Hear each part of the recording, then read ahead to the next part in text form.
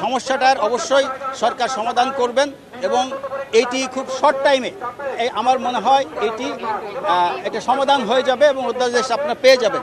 কিন্তু প্রতিটা কাজের একটি প্রক্রিয়াগত বিষয় আছে, কিছুটা সময় লাগতে পারে প্রক্রিয়াগত কারণে এটি শেষ পর্যায়ে আছে, আমার জানা মতে এটি শেষ পর্যায়ে আছে। এবং আজকেও আমরা চাই যে আপনারা শান্তিপূর্ণভাবে অবস্থান করেন।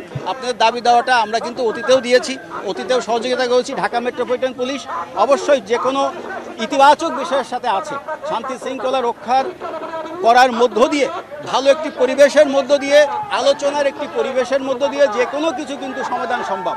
আর এটি যেহেতু এখন শেষ পর্যায়ে আছে, আমাদের আহ্বান থাকবে ছাত্রছাত্রী ভাই বোনদের কাছে, আপনারা এই শান্তিপূর্ণভাবে কর্মসূচিটা শেষ করেন। আমরা অতীতেও তাদের প্রতিনিধি নিয়ে আমরা কিন্তু সচিব স্যার, উপদেষ্টা মহোদয়ের সাথে বৈঠক করিয়ে দিয়েছি। আজকেও যদি আপনারা প্রতিনিধি দিতে চান, এখানে ছাত্রছাত্রীদের আছে, নেতৃবৃন্দ আছেন যারা, আপনারা যদি দিতে চান আজকেও আমরা নিয়ে যাব।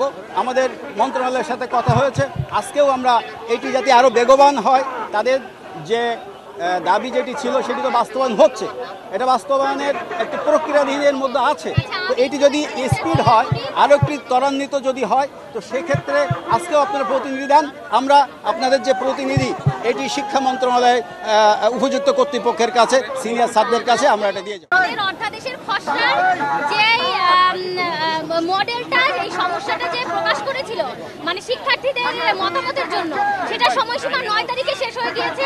আজকে কি 13 তারিখ, আজকে 4 দিন হয়ে গেছে। এখনো পর্যন্ত আমরা গত 11 তারিখে আমাদের বলেছে যে তারা আরো সময় নিতে চায় খসড়া নিয়ে পর্যবেক্ষণ করার জন্য, তারা রাষ্ট্র মহাদেশের সাথে বসার জন্য। কিন্তু আমরা বলতে চাই যে আমরা এই সময়সীমাটা তারা উল্লেখ করেনি যে তারা 1 সপ্তাহ না 2 সপ্তাহ নাকি 2 দিন না 3 দিন কতদিনের মধ্যে দিবে। আমাদের 12 মাস হয়ে গেছে, বাংলাদেশ স্বাধীন হতেও 12 মাস লাগেনি, 9 মাসে বাংলাদেশ স্বাধীন।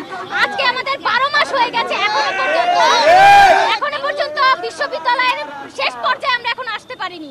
আমরা চাই আজকে যদি রাষ্ট্রের কাছ থেকে সরাসরি এসে আমাদের নির্দিষ্ট টাইমটা না বলে যায় যে আমরা এতদিনের মধ্যে অধ্যাদেশ দিব, তাহলে আমরা এখান থেকে যাব না। যদি না দেয়, অবশ্যই ওনারা আসতে হবে, আমরা ওনাদের সাথে আর কোনো আমরা ওখানে যাব না, ওনাদের আসতে হবে। এখান থেকে এসে আমাদের সাথে আলোচনা করবে, আমরা ওনাদের সেই মতামতের প্রতি শ্রদ্ধা জানিয়ে এরপরে চলে যাব।